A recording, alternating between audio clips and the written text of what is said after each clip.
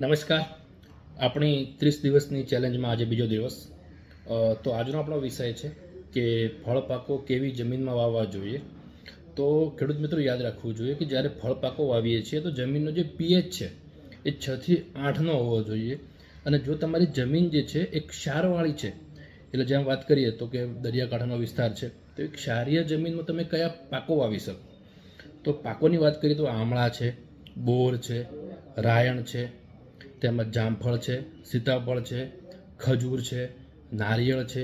તો એવા પાકો તમે ક્ષારીય જમીનમાં વાવી શકો છો. પછી તમારી જમીન જો અમ્લીય છે, એટલે કે એ જમીનમાં અમ્લ વધારે છે, એસિડિક થોડી વધારે જમીન છે, તો નારંગી છે, મોસંબી છે, ફણસ એટલે કે જેકફ્રૂટ છે, આ જમીનમાં તમે જે અમ્લીય પ્રકારની જમીનમાં આ ફળ પાકો વાવી શકો છો. અને જો આ બંને જેમ કે અમ્લીય અને ક્ષારીય એમાં બંનેની વચ્ચેની પ્રકારની કોઈ જમીન હોય તો તમે તેમાં કેળા છે, પપૈયા છે, ચીકુ છે, તો આ પ્રકારના પાકો તમે વાવી શકો છો.